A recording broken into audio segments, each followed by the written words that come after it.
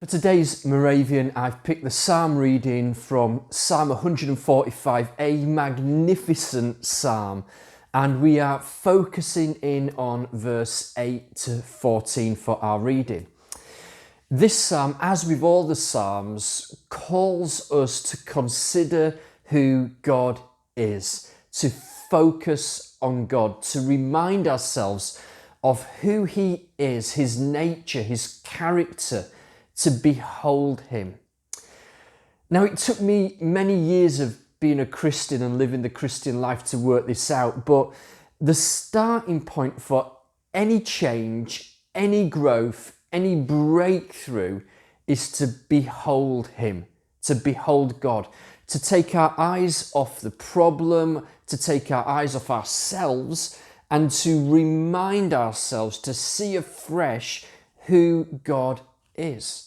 So, for example, when I'm feeling a little bit low, a bit down, maybe aware of my own limitations and flaws, it's one thing to start to give ourselves a little pep talk. Come on, John, you can do it. You can do all things through Christ who strengthens you. You're more than a conqueror through Christ, and I've been saved and I've been forgiven, and God's got this great plan and purpose for my life. All truth, all good stuff to remind myself of. Or let me give you another example. Maybe you've got a financial need, so we start to pray, God, we need breakthrough. God, help me. God, I need you. Provide for me. God, your word says that you'll meet all of my needs according to your riches in glory. So I'm going to write that verse down. I'm going to stick it on the mirror around the house, and I'm going to claim it every time I see it. I'm going to claim that promise. And again, all good truth, all good stuff to do. But something far more powerful happens when we start by reminding ourselves of who God is. And that's what the psalmist does here. That we look to God. And when we look to Him, when we behold Him, we see the one who is gracious. In other words, He's not out to catch you out or to treat you as you deserve, praise God. But He's gracious. His very nature, His essence, His identity is to be gracious towards you. And He's compassionate. That is who He is. He doesn't have to make a choice. He doesn't have to decide whether He's going to be compassionate toward you, or, will I be compassionate to John today? Does he deserve my compassion? No.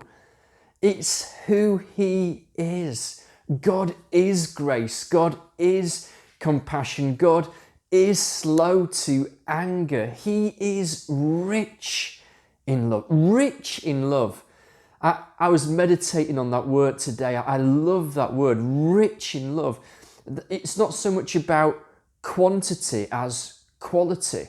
Now, yes, His love for you is without measure. It's of the highest quantity. It's the most love that anyone could ever have for you times infinity. But it's a rich love. It's an enjoyable, pleasure-giving, deeply satisfying and sustaining love that He has for you. He is rich in love towards you. Verse 13, He's a promise-keeping God. His nature is to always be true to His word, to His promise. That there's no doubt, there's no uncertainty that He will do for you what He has said He will do. And He will uphold you when you fall. And He will raise you up when you feel weak, when you're down on the floor. And really, this all has very little to do with me or with you. His grace, His love, His compassion, His goodness towards you, these things are not based on you or your performance or how good a Christian you think you have been this week or not.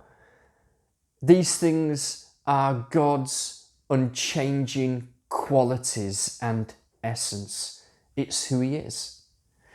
And so as we learn to come before Him, as we learn to see him for who he really is. As we behold him, we reflex.